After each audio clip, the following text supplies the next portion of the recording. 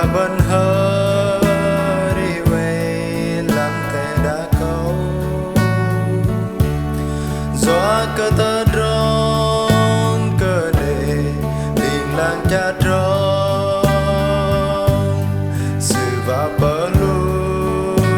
lu bần phá cơ đại sự bần thầy lui bé cơ trang giang Giêsu y bởi tầng la mềm cơ con bờ ngài y chụp bờ má tơ lòng bờ lăng lê lăn tờ trong mềm mi liên làng quay làm chờ ngờ play lăng rõ krayang man cơ lù bần và cơ bần hơ rin ra rồi hơ nan xưa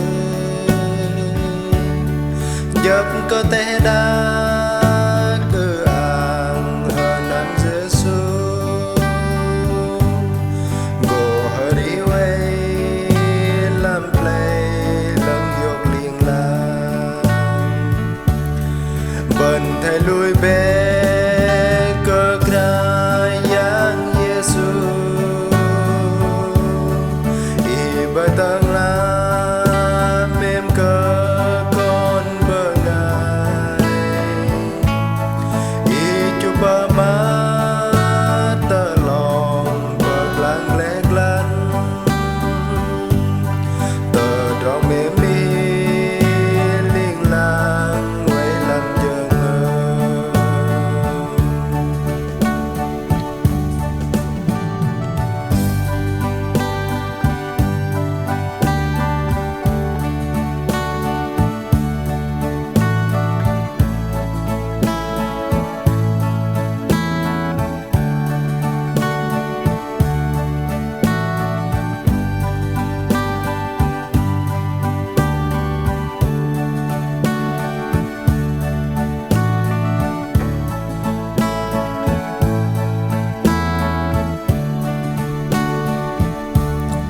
mà ta trong cơn nề sự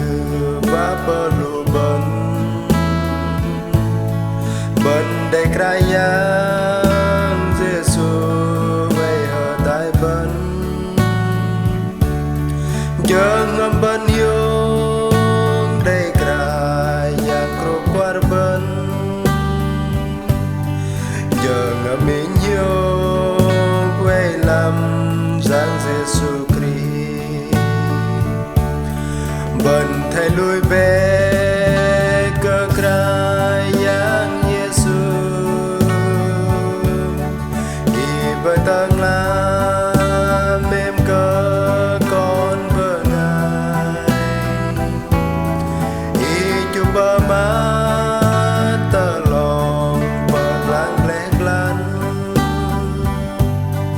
tờ trong mềm mi liên làng quay làm chờ ngầm nè có liêu